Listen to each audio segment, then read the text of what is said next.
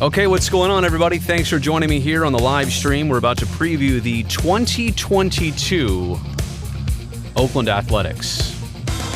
Now, I'm doing this because, well, it's the start of something new. I want to talk about it, but I'm also realizing this season is quickly approaching. I mean, if it weren't for the lockout, we would be right around the corner from underway. In fact, wait a second. No, I think opening day would be here. So, long story short, we are going to have 162 games, and I am ready to get into it here on the channel. I'm going to let the music fade out, but I just want you to know, strap in because I've got about 30 or 40 slides to go through here as part of this season preview. All right, let's begin with overall themes for the Oakland A's in 2022, and I think it's stating the absolute obvious. This is going to be a drastically different campaign than recent ones. Honestly, this is even different than any other time that Oakland has done that Oakland thing where they flip a bunch of players, they play for 3 to 4 years, 5 years down the road, whatever that target date is. This time around is a little bit different. It's not just Olsen and Chapman and Chris Bassett, but it's all the other players that they didn't retain, Mark Canha, a Starling Marte, a Josh Harrison, Yan Gomes. I could go on and on here. But it's also the manager, Bob Melvin, is gone. There is so much departure and transition here. This is a drastically different team. And because of that, number 2 on my list here, expectations absolutely must change. For several years in a row, this was a 97-win team, or at least it had the ambitions to be. It had the ambitions to match that every year and contend in the AL West. And I don't mean just contend, but like try and win the division as they did in 2020. But they were always going to be right up there so long as this group was wholly intact. Well, they are not anymore. So the expectations have to change. That being said, I've seen this floated around a lot lately. Oh, the Oakland A's could be a 100-loss team in 2022. I'm not ready to buy into that at all, actually. We have a saying in television about performing on a show, and if you thought it was really good or you thought it was a train wreck, it's never as good as you thought it was, like when you go back and watch the tape, and it's never as bad as you thought it was when you go back afterwards and watch the tape. I mean, look, clearly last season, everybody thought from the onset this was a real legitimate chance for the A's to put things together, make a deep playoff run in 2021. And a lot of things fell apart along the way. Turns out that as they look back on that season, it just wasn't as good as they thought. But I think here approaching 2022, as there are some negative feelings, there's emotions. There's emotions with detaching from individuals, from players, from something that was being built. It's not going to be as bad as people think either. I truly and firmly believe that. There is still enough intact here to have a respectable and have a proficient Oakland A's season. So I want to, as much as we're talking about expectations changing here, I don't want to diminish what the current group is capable of. However, I don't think you set the bar anywhere near where it used to be to start. Now, this does provide opportunity for some players who were not every day in the lineup, the Chad Pinders, the Tony Kemps. We'll get into individuals in just a second, but anytime something like this happens where mainstays are gone, it does provide that opportunity for a second layer and level of player that just wasn't getting that chance before. And I really do look forward to some of these guys getting that chance, getting that crack. Because I know for sure some of them are going to rise to the occasion. Maybe not all of them. It just doesn't always work out that way. But I do look forward to that. And again, jobs to be won. If you're Mark Kotsay, right, and you're the coaching staff right here, right now in spring training, you didn't really have to think about, well, who's my third baseman this year? Who's going to win that battle? Who's my first baseman this year? Who's going to win that battle? If Chris Bassett had stayed in Athletic, you know who your opening day starter was going to be. But there are a lot of questions, and because of that, there is a lot of opportunity. Speaking of the coaching staff and Mark Kotsay, Got to catch up with him, I don't know, was it about 2 weeks ago down in Arizona? And it's weird, but it's really not weird. It's weird to think that here's somebody who's never managed a baseball team at all before. And now he's manager of the Oakland A's. That might be weird to some. But here's a player with the A's among several other teams in his long and durable career. But he's also been part of the coaching staff since, 2015 or 16 in Oakland. He's been around this. He totally gets it. Quite honestly, when the job was vacant, he was like right up there for me. The person who I hoped got the job. And such is the case. Again, things have changed for him since he took the job till now. That's what we're talking about with the expectation change and things being drastically different and his job, being a lot tougher all of a sudden. But at the same respect, I mean, it's going to be an overall theme of this year, but I really don't even think, it's hard shoes to fill what Bob Melvin left behind. Tremendous vacancy that he leaves behind. But at the same respect, if there was somebody that I think can do it, and I wanted to get that chance for him to do it, it is Mark Kotsay. So I'm only saying an overall theme in terms of something different. I think it's Mark's goal to have there be not a lot to notice in the managing department with the Oakland A's. It's been strong and steady for more than 10 or 11 years, so try to keep doing what had been done there. At the same time, bring your own style. He will gravitate to all the players or vice versa in that clubhouse because he knows all of them already. So there's a lot of positives there, and I look forward to this for Mark. And my last overall theme here for the Oakland A's, I think this might be the most important. 162 games, that's a lot. What they're about to dive into together is a lot. And to keep it together, to make sure you don't unravel this year. Super important for the Oakland A's. You're going to lose some games. Every team in this league goes through ruts, right? They go through a week or two or a month or whatever where things just go south.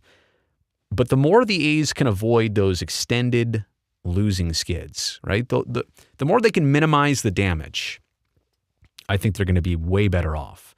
Because you already have this season with some interesting storylines, some frustrations potentially about, how things have changed. And if you can avoid losing large amounts of games in a row or even multiple times, like I said, losing's going to happen, but minimize those, compartmentalize those sequences, it's really going to help this team in terms of morale.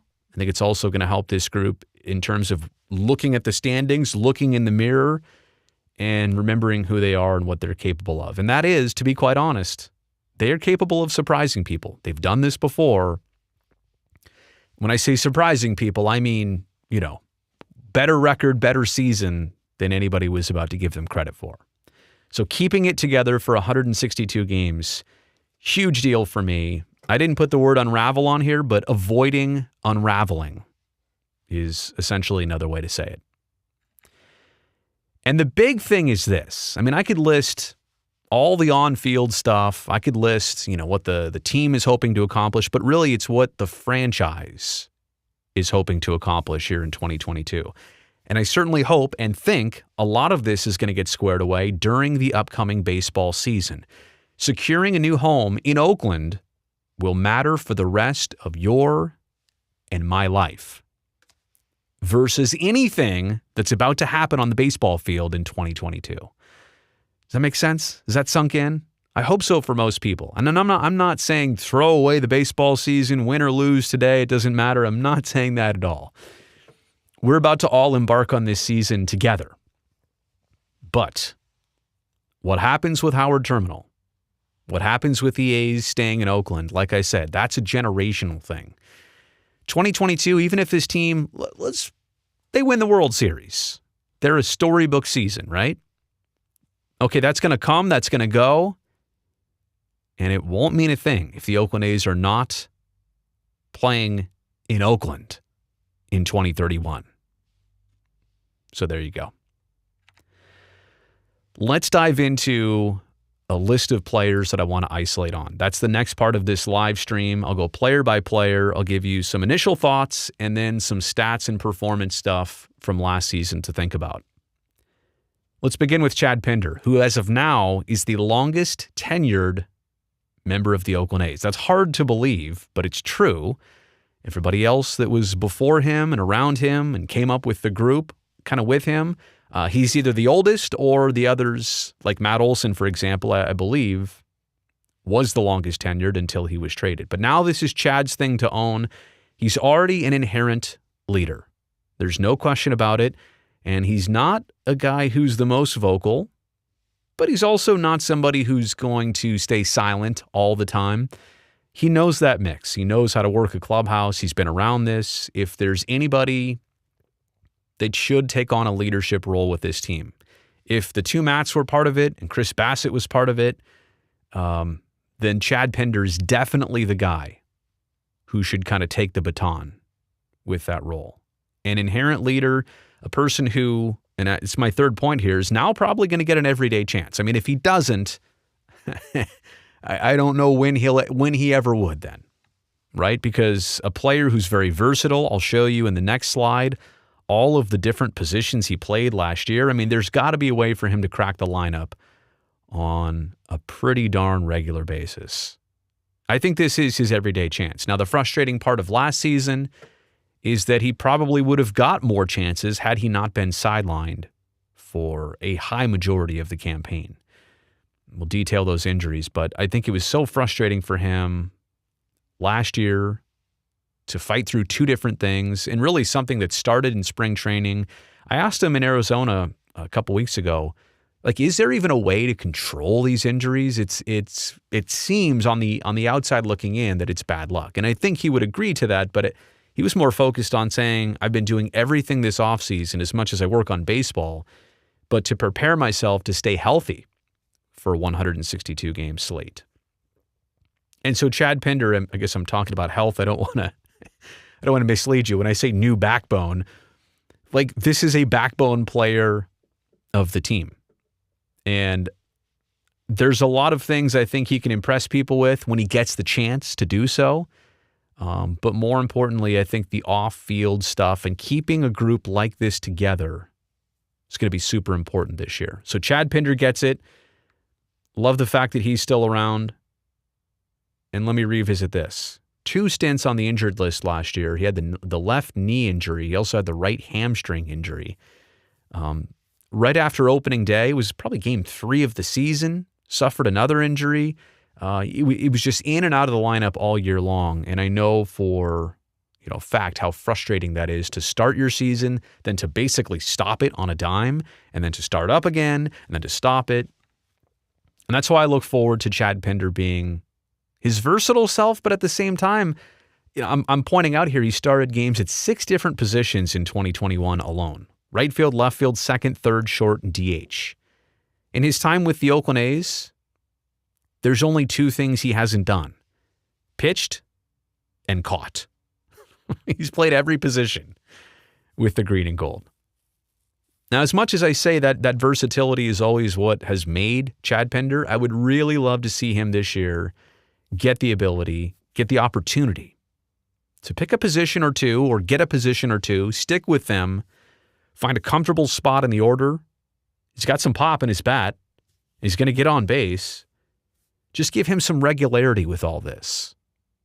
There are roles to be won out there, and I certainly hope that Chad Pinder is on the short list to get 1 or 2 or a couple of those different opportunities. All right, Tony Kemp. Tony Kemp, like Chad Pinder, should be an everyday player at this point. And I mean, what he did last year with opportunity, that'll be discussed.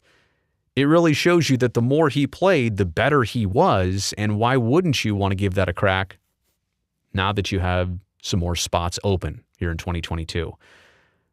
A leadoff option, I've seen that in spring training. I think, now that the A's might especially have that role open without Ramon Laureano for the first 27 games, if that's something Ramon would do. I'm just saying that this is a guy that can fill that role. He can play multiple positions. Speaking of that, we'll detail his offense from last year, which set new career highs in a lot of different categories. But I don't know what it was last year in terms of highlight reel plays. Tony Kemp made some of the best ones at second base, going into foul ground. I think he made one in left field, a diving snag.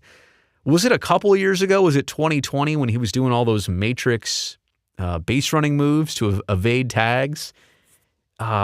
He's a highlight reel. And I'm pointing out the amazing catches here. And I don't know what that stands for. It doesn't show up on the back of a baseball card, but sure-handed. Let's state that at the very least.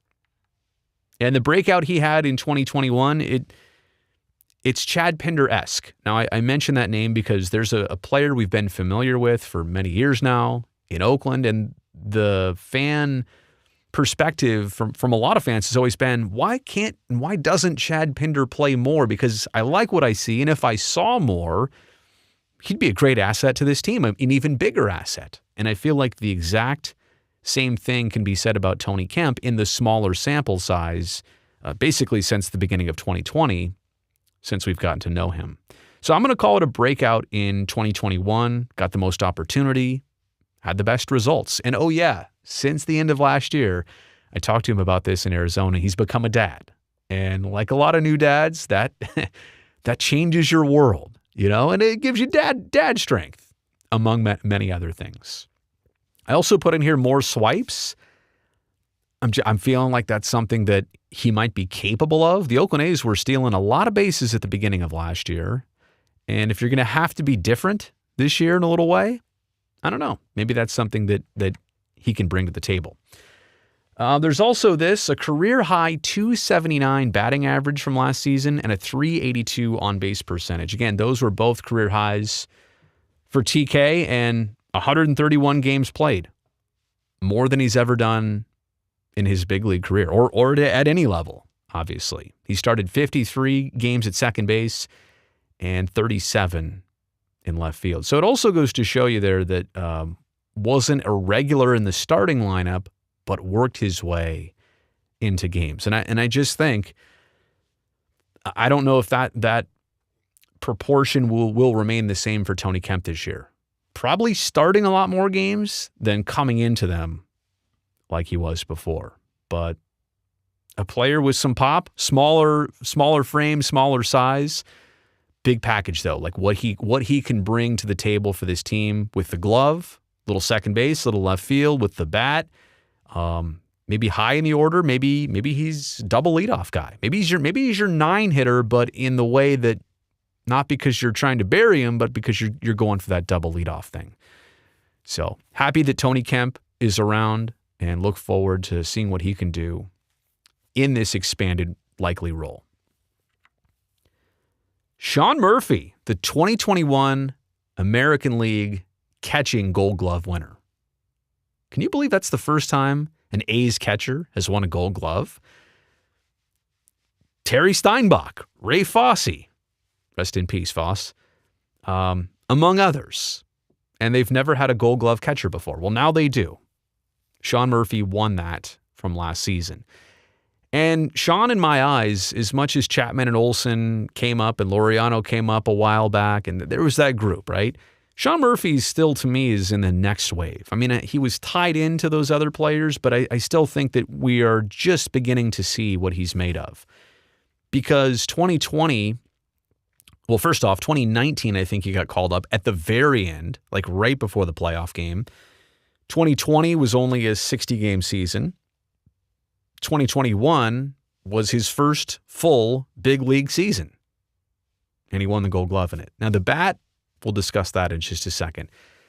So he is just literally getting started in this MLB career. So I think part of that next wave is a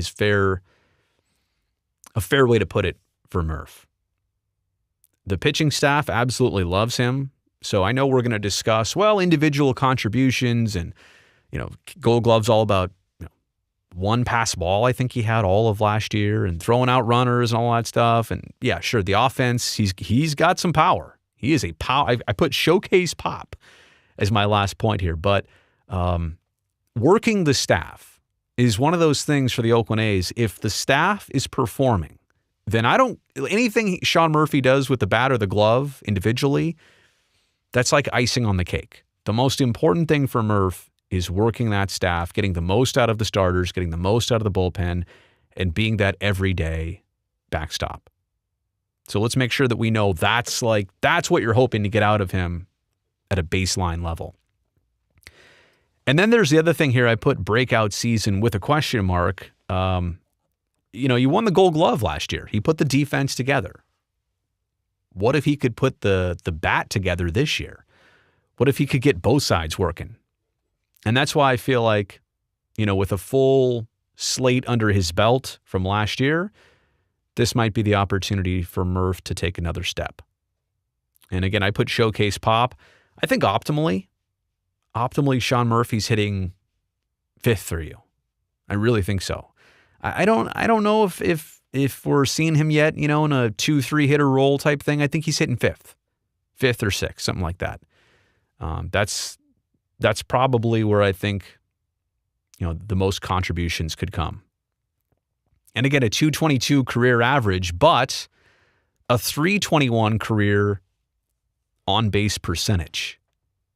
It's a trip, huh? 100 points higher on-base percentages than the batting average. But also that's why I say put him fifth maybe. He hit 293 last year with runners in scoring position. So coming through in the clutch.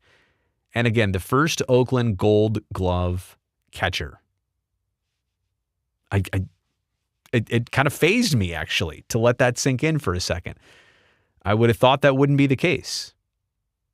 But it is. So I look forward to Sean Murphy this year. Again, this is an important position. And we'll talk about Elvis Andrus later and the shortstop position. But catching, locking that down, having that secure. That's why I said before, when people are doubting this Oakland A's team to the extent of, they might lose 100 games. When you're set at certain key positions like catcher, like the A's are, Sean Murphy alone could raise this team's winning percentage and value in a lot of ways all by himself. Let's talk about Seth Brown, who got his first real full taste of a big league season last year. And he didn't even play, obviously, the whole time, and Pinder was in right for a little bit. Piscotty had a hard time staying in the lineup with health issues, and that's where Seth Brown was a lot of times in right field. But splits-wise, he faced a lot of right-handed starters versus barely any left-handed starters. They really like him on the righty-lefty matchup. So he faced a lot of right-handed pitching. Can't remember if I threw that stat in there on my next page, but we'll find out. The stats were very suggestive that he likes facing right-handed pitching a lot more. And as much as he's got the showcase power, he hit 20 home runs last year, and I'll break that down in just a second. 20 home runs in limited playing time, the pace for him, I think if you extrapolated it, he's a 30-something home run guy if he got a full season of opportunity. But more than the bat, more than the power specifically, is he was a pretty good glove out there in right field. I don't think his glove got enough credit for some of the diving and tumbling catches and a pretty good arm out there. He's got to make the long throw from right to third. So I think that stuff probably goes under the radar with Seth Brown. Now, maybe he doesn't play right field as much this year. I've seen him in spring training already getting some looks at first. This is part of that juggle and the puzzle pieces for the A's. They don't have a first baseman, at least a surefire one at first or third. So there are some opportunities here for a guy like Seth Brown to maybe not just have to play right field, but also get another look on a more regular basis at first base. So I just want to point that out. Good glove defensively, but how does it work at first base? Maybe Scott Hatterberg could tell us, or maybe Ron Washington could tell us. It's incredibly hard. Oh, and I put on there a second half bat. So, there it's the bottom. I know I normally wouldn't do this. It's on the bottom of your screen here, but he hit 191 in the first half for average. He hit 250 in the second half. But here's the crazy thing. 10 homers in the first half, 10 homers in the second half. The home runs, the power was equally distributed. but the average went up 60 points from the first to the second half of last season. And so you hope that a little more playing time, comfort, consistency, all that stuff comes for Seth Brown in 2022. In addition to the power. 20 homers, 48 RBI, and 111 games. So, I mean, even if you up that another, I guess 50 games, it'd probably get him, probably about 30 home runs. But at one point, I mean, he was on an incredible clip of home runs per games played. The other thing is 48 RBI. He had 20 homers. So there's 20 RBI right there. That means he only drove in 28 runs off hits that were not homers.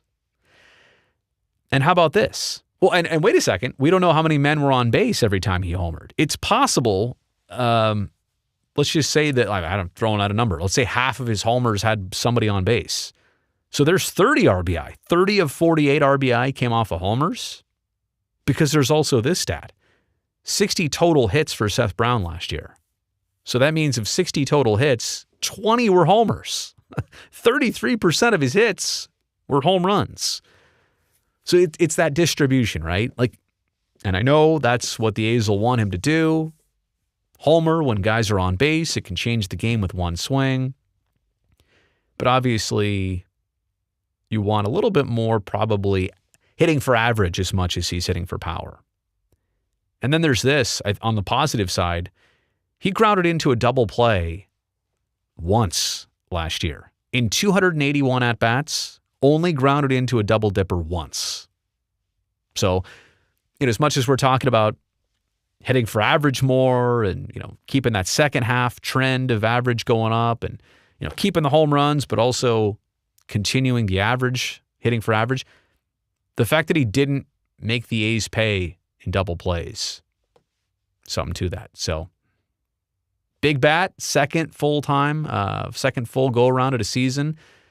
I'm looking forward to this one for Seth Brown. Elvis Andrus, healthy again. Was that like the last homestand or second to last homestand? He was rounding third, essentially, for lack of broken fibula, and still managed to score. Literally broke it rounding third. So that puts you still about 86 feet away from home plate. I'll never forget it. Dove head first, kind of didn't get up. Was it a game-winning run, too? Gosh, it wasn't that long ago, but I do remember it being an important run scored in that game, and he couldn't get up. And it was because it was a high ankle sprain with the broken fibula. But it happened at the end of the season, which in a way was very frustrating because it was kind of another gut punch for the Oakland A's. By that point, they were, long gone out of contention, playoff contention, but it was also worry because it happened so late in the season. It made you think that if there were complications, surgery, recovery, that Elvis, under contract for this year, wouldn't be ready for this year. But he is, and so that's a very good thing. He came over from Texas at the start of last year after 12 years with the Rangers and did not enjoy the start he wanted at all. And he was trying to make the best impression possible, even for a veteran like him, comfortable in this league, but at the same time, this was a new experience, walking into a new clubhouse that wasn't the Rangers. And it was familiar because it was the Oakland A's as an opponent, it's not going to a different planet, so to speak. But I know he didn't get to make that first impression like he wanted. Now, there were some injury things. He once said that there were some other, maybe even off-field issues or things going on. And I'll leave it at that because I never want to speculate. But whatever it was, he just didn't have a really good start. But I will say, mid-season to late season, he was one of the most critical, consistent players. And his average went up. And, the amount of errors he made at the beginning of the year, defensively really tightened things up. It was a strong finish for Elvis. It was basically, by the end of the year, exactly what you thought you'd get. Now, I also want to point out, too, in terms of the slow start and coming over, this wasn't just about Elvis. This was also about the absence of Marcus Semien. Huge cleats to fill for any New A's player and what A's fans are expecting. But I'll go back to this. When people think about the A's this year and how many games they might lose and all the turnover and transition and what's this season even going to be like, I said before that Sean Murphy as catcher is one of your backbone positions. And so long as you have a player like that, things aren't going to be as bad as anybody might expect. And the same thing goes here with shortstop and Elvis. You've got a veteran, you've got a team leader, you've got consistency, you've got a known commodity in number 17. And that's defensively, but also I'm going to say here lengthening the lineup, and I put question mark. It's not if he can do that. My question is that how Mark Kotsay and the A's will use him? I mean, you could have him hitting in the top half, but I also see value in keeping him, like, for example, last year, was he hitting like 7th or 8th a lot? And all of a sudden, when the bat woke up, just leave him there. Don't try and move him around. Don't try and, you want to reward him, but he knows. He doesn't need that, pat on the back. He knows. So Elvis, for me, might be a guy where strategically you hit him 7th or 8th, even though he's capable of way more than that. Lengthen your lineup, have him play that important shortstop position, and Elvis is going to benefit the A's this year. Here's a weird one for you, though. 272 career hitter.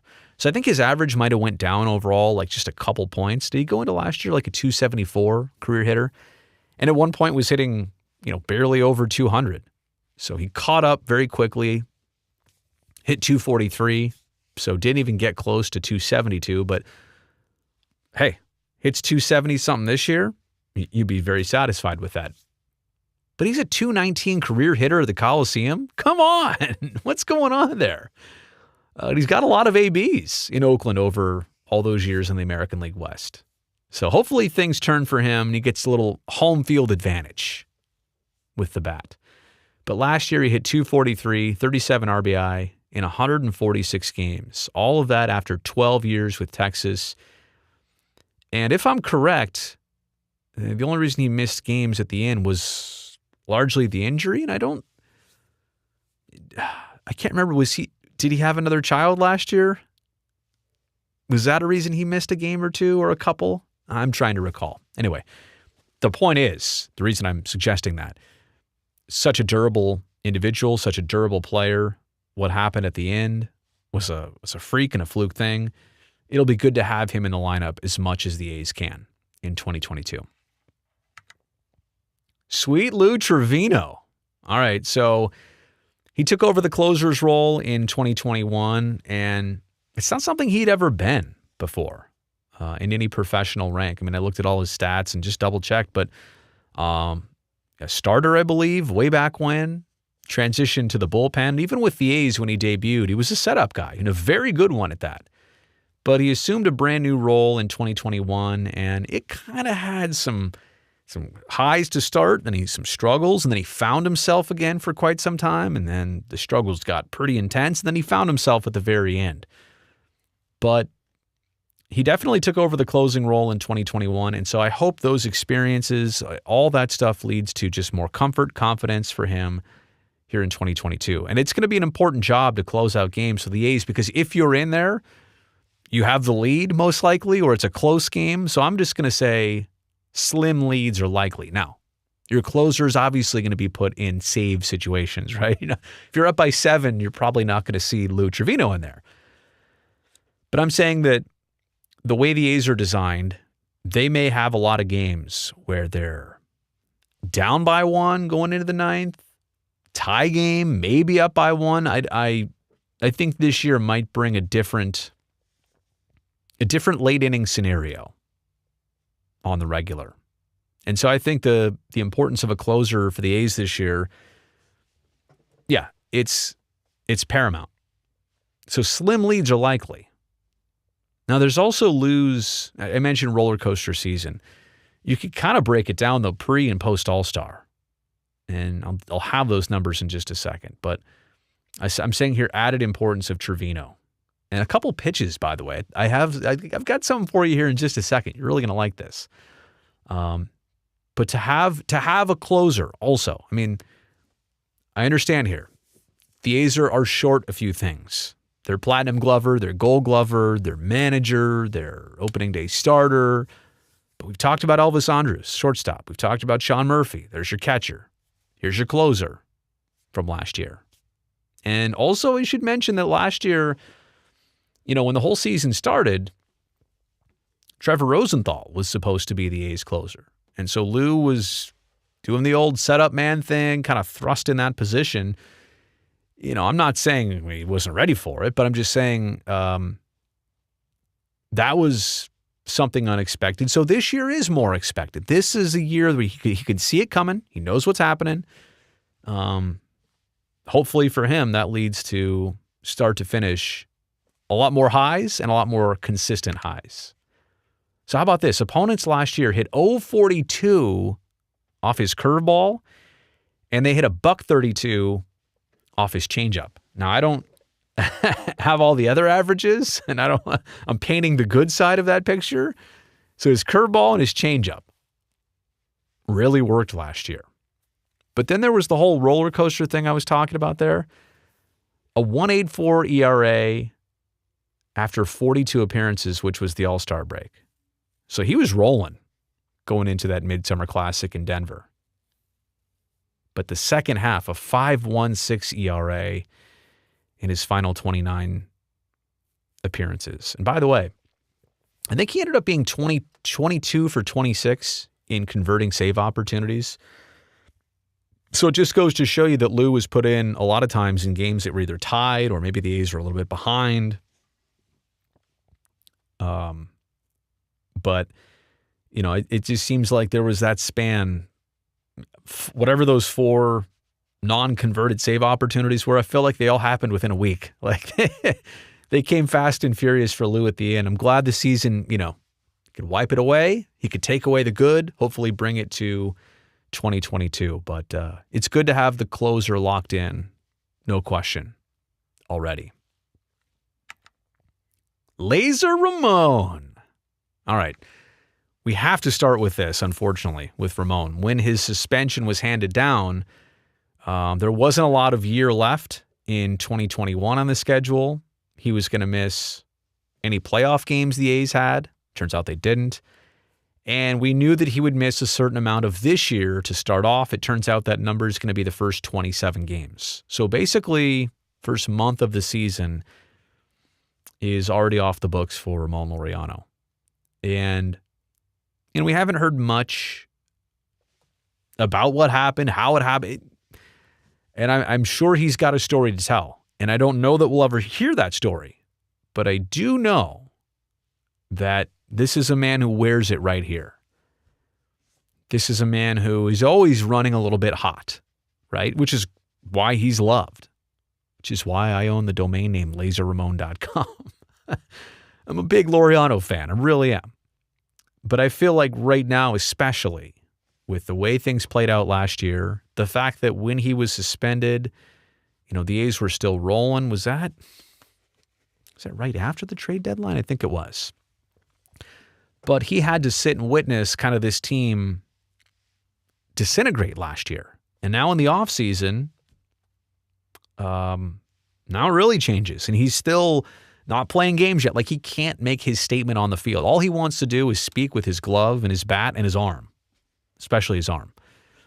But he can't do that yet. So I think the fire for him is burning as hot as it ever has. Now, he's got to control that, right? He's got to harness that.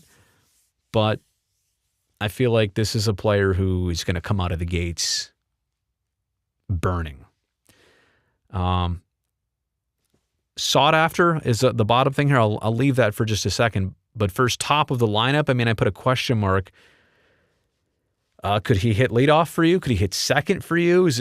Probably. I think Laser Ramon is a guy where if he's struggling, maybe he is 7th or 8th.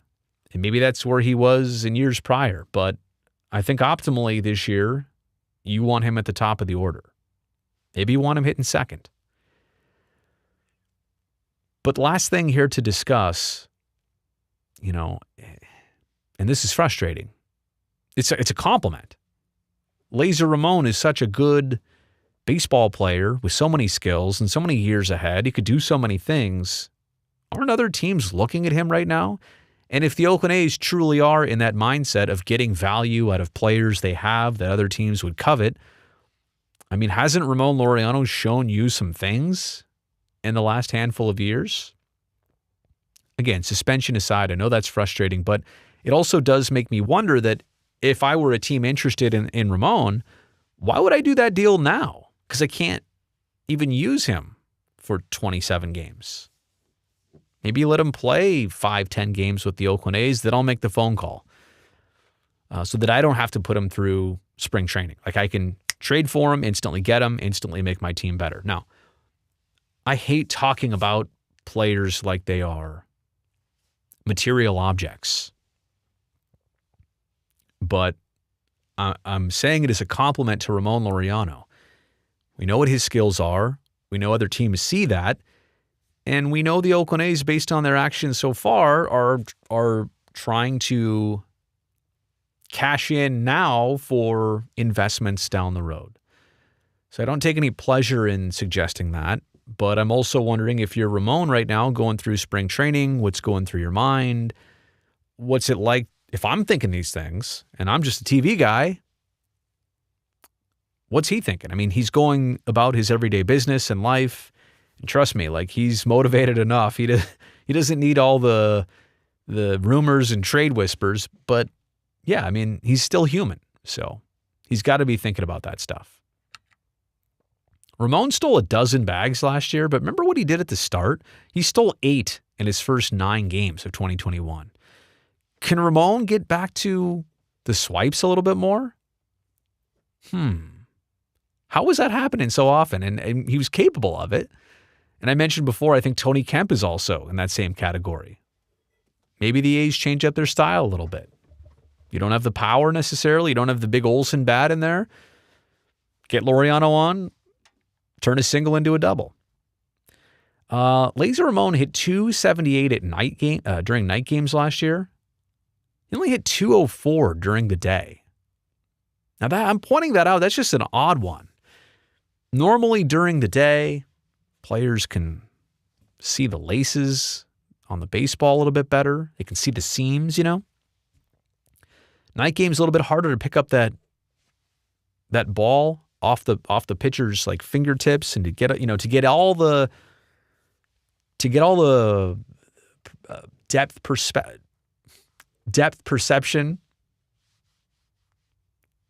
You'll get it, Brazil. It's just more typical that hitters are better during the day, but here is somebody who's different. Ramon hits better at night. And I mentioned before, top of the order guy, last year alone, he hit in every spot in the lineup except for 8th and 9th. Now I would expect that would be the exact same thing this year, except probably I don't want him to hit 7th if he doesn't need to, or 6th. I mean, I don't think he's a middle of the order guy. I can't believe he hit cleanup last year at some point. But I would want Laureano probably in the 2-hole. So again, I don't know what the full season brings for Laureano, but he's kind of in that same category right now with a Montas and a Minaya. Highly desirable. You know what you're going to get. I know the 27-game suspension might play a factor in why he's still around or why nothing has happened, but personally, I will always be a Ramon Laureano fan. James Kaprielian. 2021 was his rookie season. Like a lot of players on this team last year, there was a pre and post All-Star game split.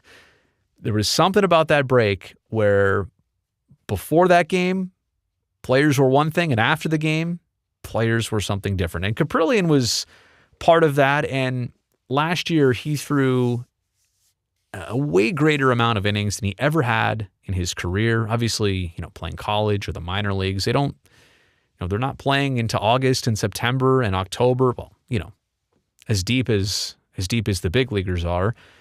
So there was some unfortunate splits for him. Started well, maybe couldn't finish as strong as he wanted to. But I think that the biggest takeaway for James Kaprielian was a proving ground thing. he now knows he's a major league pitcher, he's a major league starter, and he can be a pretty darn good one at that. So, like, he's done it. And he did it for a sustained period of time. It wasn't like, well, he had 3 good starts and then, then there was trouble. Last year was his proving ground. And I think it takes some guys a couple years to get to that point. But for me, last year, there were even starts where he'd get behind in some counts, he'd load the bases, he'd get into some traffic and trouble, and he'd get himself out of it. And that's why I put here the last thing on it is he was almost Bassett-like. What Chris Bassett turned out to be was a really good ace of your staff. But even on the days that Bassett was off, right? Like you could tell, his rough days were not C's and D's. His rough days were B's. You want to have your A game, right? But you're hoping that if you can't bring your A game, that your B game is right behind it. And such is the case for James Kaprielian last year. He grinded it out a lot. That impressed me as much as anything else. All the good starts, all the ones you want to frame, the line scores you want to frame somewhere, put on your mantle. As much as he had a couple of those, I was more impressed by the ones that didn't go his way. And he still, battled through, 94 pitches. And even though it only got him through 4 2/3, but whatever, held the opponent to 2 runs or whatever. So very Bassett-like. And I say that as the highest compliment. If he ever sees this, I think he'll know that's exactly what it's intended to be. I don't know. When I'm recording this, as I'm doing this actually live right now, Montas and Minaya are on the team. Maybe it's that way for opening day too. Maybe not. Maybe James Kaprielian's your opening day starter. I'm literally suggesting that.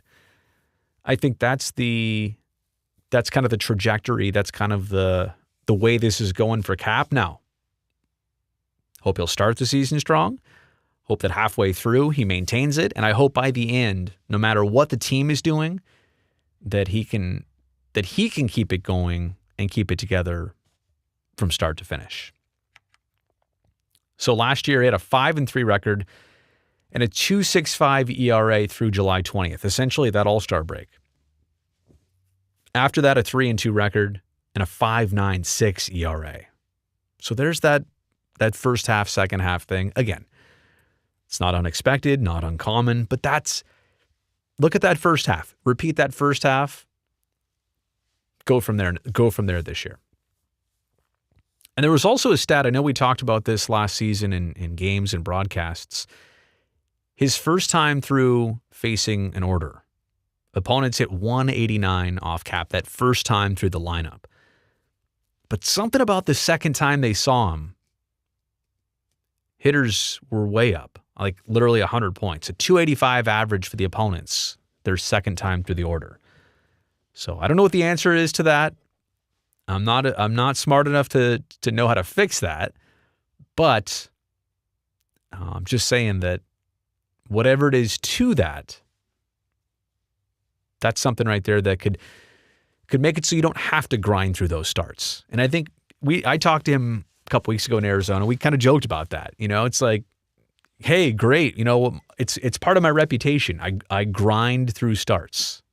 Great. You don't want to do that if you don't have to. So James Kaprielian, I don't know where he slots in with this rotation, 1, 2, 3, 4, or 5. For me, top half of it, and depending on who else is around, maybe the very top of it. Cole Irvin. Cole Irvin, very much like James Kaprielian last season, I kind of tabbed these two together as being great stories of the Oakland A's last year. And there were obviously others and people having certain success, but for Kaprielian to be a rookie and get this chance, and for Cole Irvin to come over from Philadelphia, I think the A's traded cash for him at some point. How did Oakland find Cole Irvin like this, get him for minimal, and all of a sudden he's such a key part of your rotation? It was a huge addition in 2021, adding some depth to a rotation that quite honestly, they were supposed to have maybe a Puck or a Luzardo in there, and that just did not shake out. And Cole Irvin steps in, kind of like a lot of players, had a really good first half. Maybe the second half wasn't what he wanted it to be, but a true pitcher. I said on here he used his defense last year, and I will get to that. I've got some really good stats for you in just a second on how efficient he was as a pitcher. Now, he's not a guy that's going to blow you away with the heater. That's not what he's all about. He's literally a finesse pitcher. He's going to pitch to contact. He's going to try and keep hitters on the ground instead of in the air. He also doesn't issue a lot of free passes. Did I put that stat on here too? I don't even remember. But really, really efficient pitcher. But again, I think what he only suffered from the most was just some highs and some lows. Like the highs were there, but the lows were there too. So kind of like this Oakland A's team. Contain the lows, minimize the damage. Everybody's going to have those. Just don't let them extend for long periods of time. So there you go. Cole Irvin averaged 15 pitches per inning last year. That was fewest among anybody in the American League. Any pitcher in the American League, nobody threw fewer pitches, averaged fewer pitches per inning at 15 than Cole Irvin. So that's what I'm talking about, pitching to contact. I guess I have the strikeout stat on here, not the walks one, but fewest in the American League in pitches per inning. And I think he was like maybe 4th or 5th overall in all of Major League Baseball. But also this, only 6.31 strikeouts per 9 innings, which is the 3rd lowest in the American League from last year. So he's not going to rely on the strikeouts. He's not. I just realized his picture is distracting. There's my screenshot. He's a guy that's going to use his defense. Now, his defense is going to look a little bit different this year. Like you don't have Matt Olson scooping all and digging all those balls at first base. You don't have the Platinum Glover at third base, controlling foul ground, all that. You don't have probably your center fielder, Ramon Laureano, for at least the first 27 games. This was an Oakland team that, they got really good at defense. As much as we talk about offense, and maybe that's the sexy part, the A's were really, really solid defensively, and that has to continue for somebody like Cole Irvin, who's not an overpowering pitcher. He's going to make his defense go to work. So hopefully they can do that still for him in 2022. Eric Thames, the San Jose native with the Oakland A's, finally getting this opportunity. 4 major league teams he's been with. Played in the Japanese Baseball League, the Korean Baseball League. He's been all over the place. In fact, last year, Yomiuri Giants, I believe. I think he played 1 game with them and then suffered an Achilles tendon injury that shut him down for basically the rest of 2021. Just the journey. Let me just, I briefly touched on the fact that he's a Bay Area product, so that is easily something to connect with. But the journey he's been on, if you look at his year-by-year log, this team, that team, overseas, back in the States, back overseas, now back with the Oakland A's. An Achilles tendon injury is severe. Let's hope for him that everything has healed and can go through 162 games and probably play you some first base, some outfield. I threw in there at the bottom, maybe DH, if that opportunity exists for the A's. If the bat really is what it is. And look at the bat, by the way. 96 homers in 605 Major League games. Pan that out for just a second.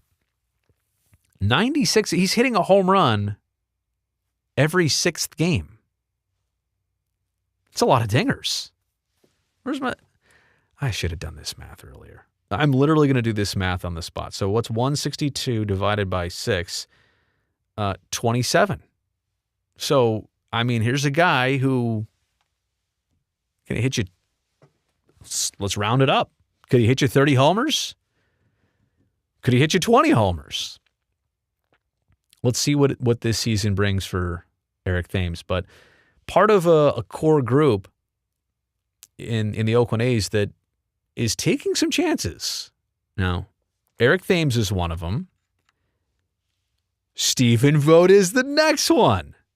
Now, Thames, the Bay Area native, like, all right, there's some attachment there, but Stephen Vogt, like an all-time fan favorite with Oakland. Dare I say like a cult favorite?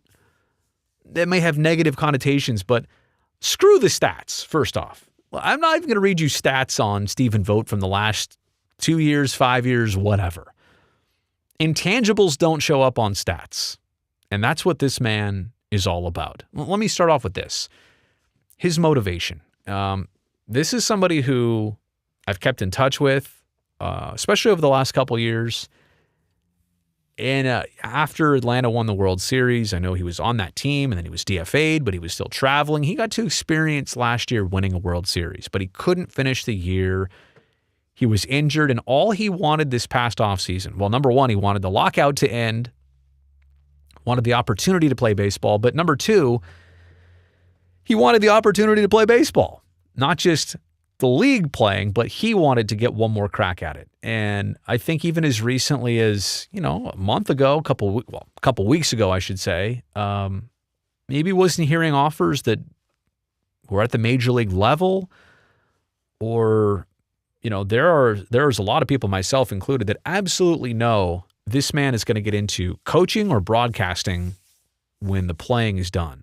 And maybe he was getting some coaching offers too, like, are you done? You ready to hang him up, Steve? Because we got a spot for you on our staff. But his motivation to just come back and get one more year, like, I won't share exactly what it was, but as soon as I found out this was happening, I texted him and I just said, hey, make this year count. You've worked hard to get this opportunity. Things fell into place for you in a spot like Oakland. Make it count. And his response was like, I will. So I know a lot of people have already said too, you got Sean Murphy, there's your number one. There are some other catching prospects that you don't want to logjam the system. But I don't, honestly, do you want Stephen Vogt to be catching a ton? It's great that he can do that and will do that. Do you want him at first base a little bit more optimally? I don't know how that, I yet to know or see how that will play out. But I saw a lot of people instantly responding that, maybe Vogt in the catching situation wasn't optimal. But again, I want to rethink this. I'm not exactly sure that he's only shoehorned into that position. But wherever he is, did I get into this yet? No. Team leader in a season like this, where the Oakland A's have so many questions, where the expectations have changed, where morale might take a huge hit, for certain guys even still that might get traded away, in addition to others that have already been traded away. And losing your friends, it's not fun on a baseball team or any job or opportunity where things are going well and then all of a sudden people that make it go well are not there anymore. You need somebody like Stephen Vogt who's going to be a glue inside that clubhouse. I just hope he can stay healthy. I know that even if he doesn't, he's going to be around, which is great. Like, this man, he's going to make the most out of this, which is the best. And I'm putting here last but not least, I wonder if him coming back to Oakland as a player in this year, I wonder if this does set up a next chapter for him. Like, if this is hypothetically it, if 2022 is the end of the road, come back and coach here next year. Well, selfishly, come back and broadcast here next year. I would not oppose that at all.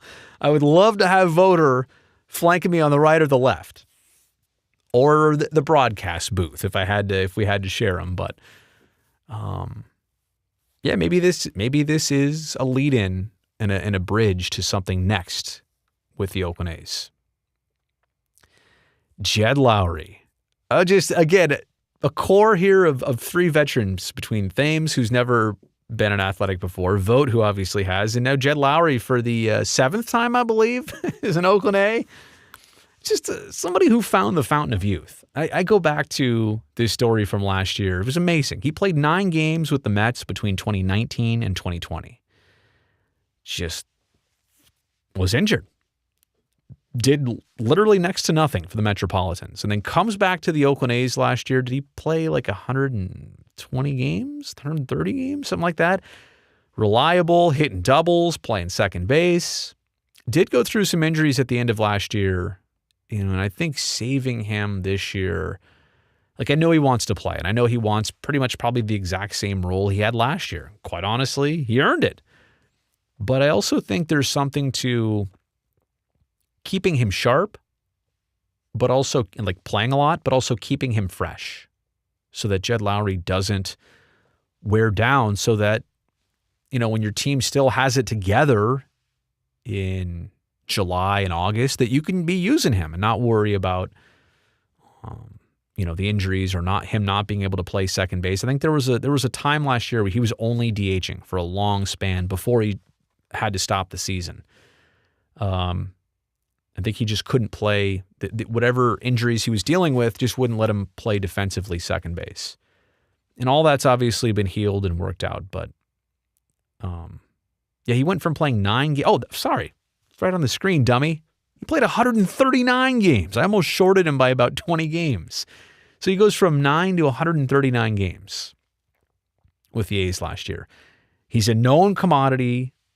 As I said before with Stephen Vogt, he's going to thrive in the role of team leader, happy to be here, chip on his shoulder, motivation, good clubhouse guy, leads by example. And I guess, again, the whole thing about second base, was fine last year. Looked fine defensively last year. Turned a bunch of double plays with Elvis, got some chemistry there already. Hitting all those doubles, but can we pace Jed Lowrie to be effective as he normally is, just over a longer span in 2022? So there you go. There's my little section on Eric Thames, Stephen Vogt, Jed Lowrie. The A's kind of taking the chances on these guys, and they're known commodities of the past.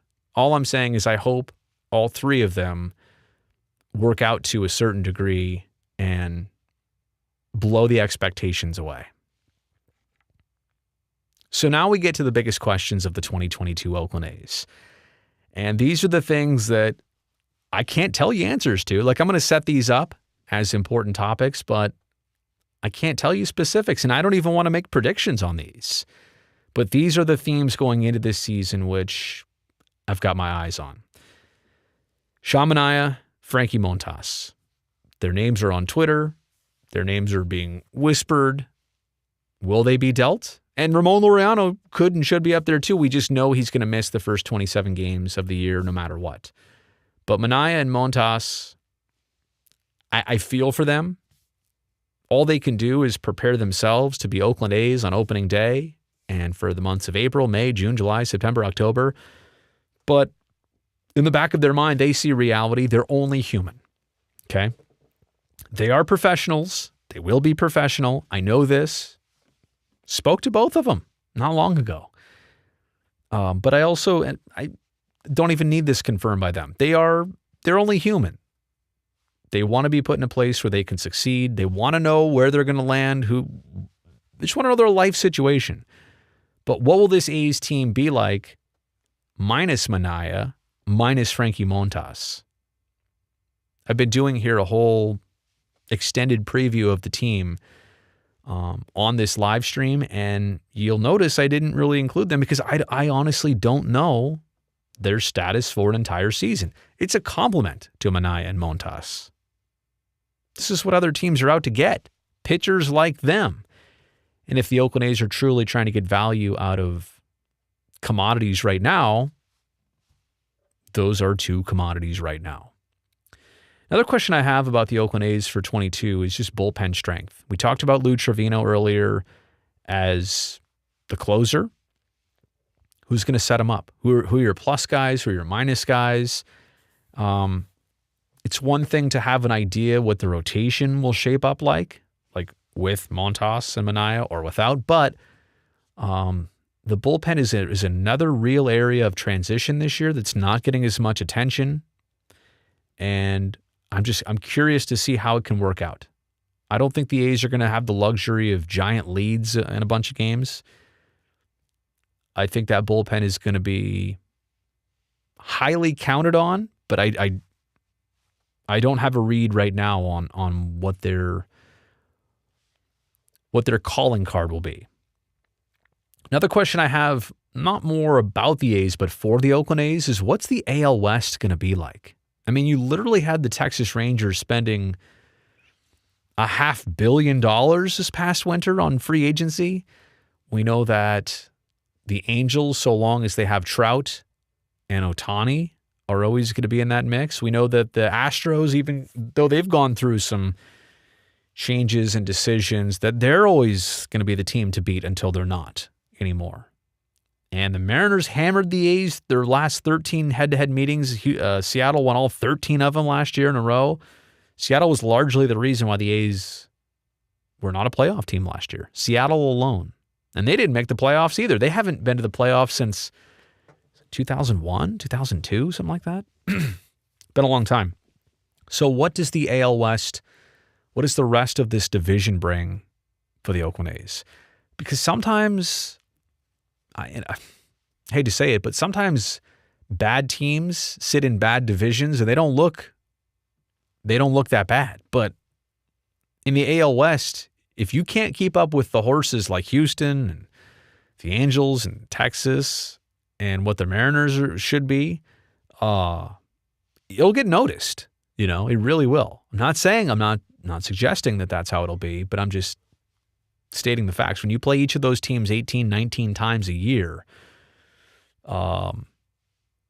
there's basically 80 games right there that can really decide what your record looks like. Healthy veterans. Now I'm talking about especially the Thameses, the Vogts, the Jed Lowries. I'm saving the young guys for last, but can you keep the eldest players on your team, the ones you know what to expect, you know what you're going to get out of them? Can you keep those guys healthy? If you can, huge bonus, but we all know what 162 is like. So I'm saying that what I like right now on paper, it's got to play out that way. And then last but not least here, what young players emerge over the course of 162? Christian Pache, is this the start of something? Is he MLB ready? Is he the next big thing? Olsen, Chapman, and Bassett alone, those players, trades, they returned 10 individuals in return for the Oakland A's. So there's going to be a lot to keep tabs on this year. Who's doing what, at what level, where, how are they progressing? Also other players that are already in the pipeline. But who emerges this year? Like what players at the major league level will we be surprised by? Will it be just one player? Will it be by the end of 22? Will I have 3 names on a list like this? Like, wow, look at the presents we unwrapped this year. I don't know.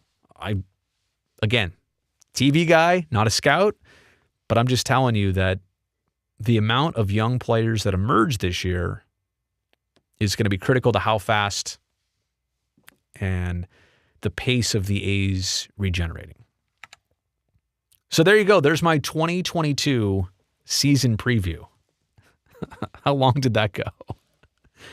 An hour and 8 minutes is what it's telling me here in the home studio. So I had fun with this. I hope you did too. Thanks for watching this. By the way, if I could right now, since you're here, I'm on all the social platforms, but subscribe to the YouTube channel. Thumbs up on this video if you liked it.